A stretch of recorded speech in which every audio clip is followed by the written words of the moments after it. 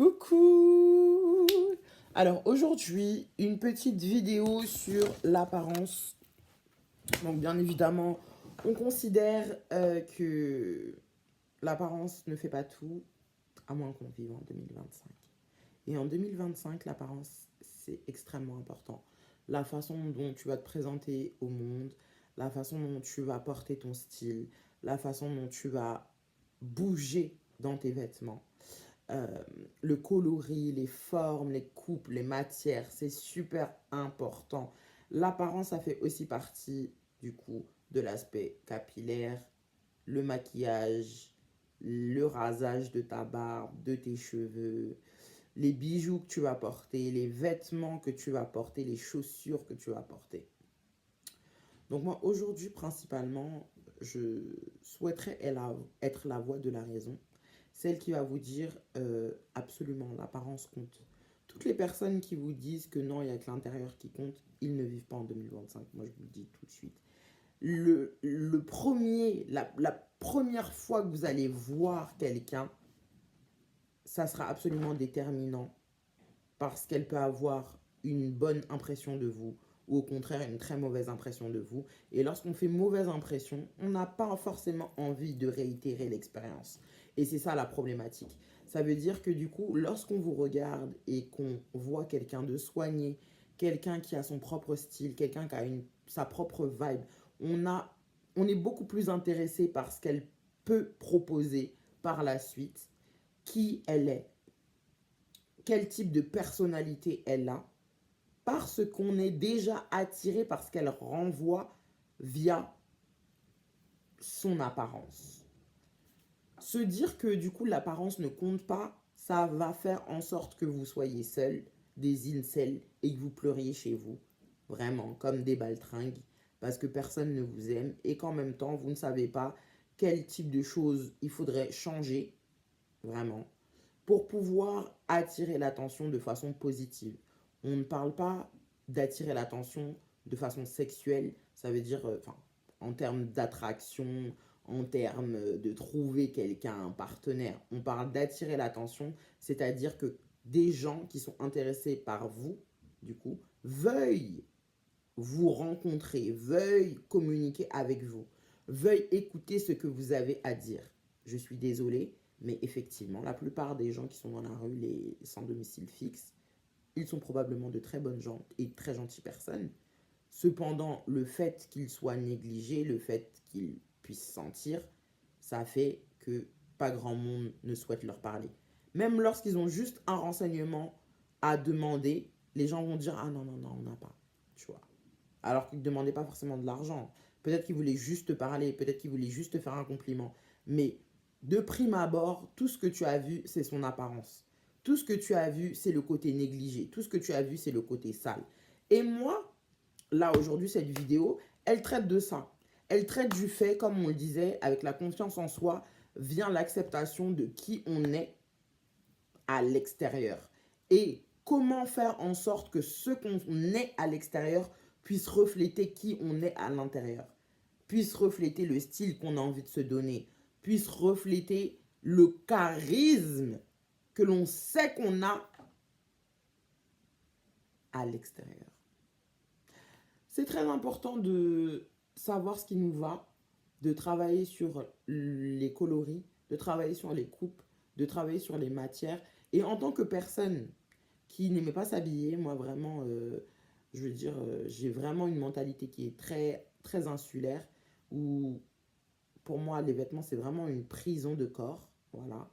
Ça m'a pris beaucoup de temps, beaucoup d'années pour pouvoir faire la paix avec les habits, faire la paix avec les vêtements et ensuite réellement m'assumer vestimentairement parlant et juste m'en foutre un petit peu de ce que les gens pensent en tout en mettant ma morphologie, mon corps en valeur par rapport à ce que j'ai, voilà, mes atouts, par rapport aux couleurs qui me vont bien au teint, par rapport aux coupes qui me vont bien, par rapport aux matières que j'apprécie et aussi laisser aller mon petit grain de folie, en fait, parce qu'on a tous un grain de folie. Maintenant, il faut voir comment il se manifeste. Et c'est la raison pour laquelle on doit tous se faire un book esthétique. Ce qu'on verrait sur soi en se posant réellement des questions sur qu'est-ce que j'aime, quelles sont les matières que je préfère, quelles sont les coupes que je préfère,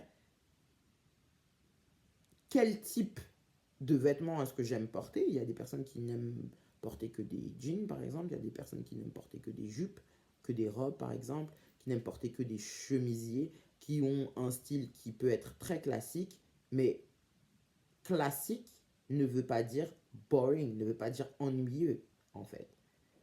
Classique, c'est un délire, I guess. Mais comment est-ce que tu peux te l'approprier? Comment est-ce que tu peux le rendre toi? Comment est-ce que tu peux mettre ta patte? Comment est-ce que tu peux t'exprimer vestimentairement parlant en étant toujours toi, la personne que tu es? Et lorsqu'on voit en fait ta composition, on se dit ouais, il y a quelque chose. Parce que c'est la composition. Parfois, tu peux avoir de belles pièces, d'accord? Mais la façon dont tu vas agencer la tenue, ça ne te met pas en valeur et ça ne met pas les pièces en valeur, tu vois.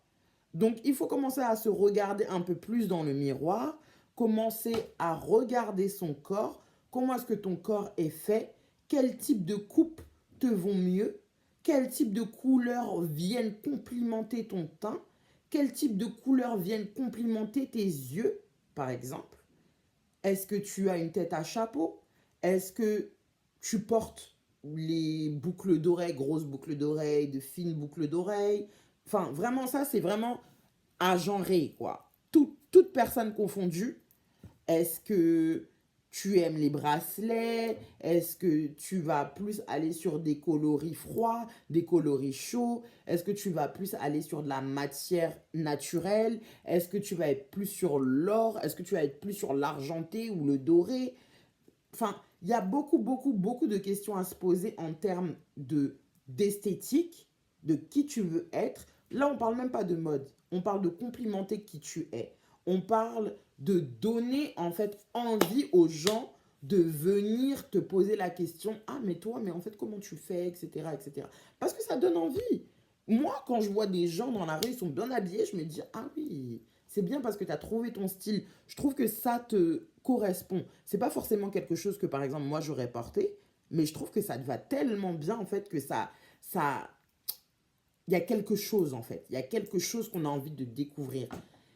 Et les vêtements, ça permet véritablement de jouer avec toi-même, d'être dans un défi permanent. Tu n'as pas besoin d'avoir énormément de pièces, mais tu as besoin de travailler sur les coupes, les juxtapositions de matière, les juxtapositions d'éléments, en fait, en termes vestimentaires, de travailler sur le coloris et tu te découvriras au fur et à mesure, petit à petit. Plus tu expérimenteras, plus tu deviendras bon.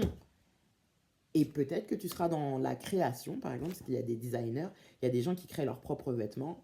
J'adore, vraiment, j'adore. Je vous encourage véritablement parce que ce sont des pièces qui sont uniques et ce sont des pièces qui sont faites pour une personne qui est unique. Donc, continuez à shine bright like a diamond, en fait. Continuez de nous éblouir. Peace, love.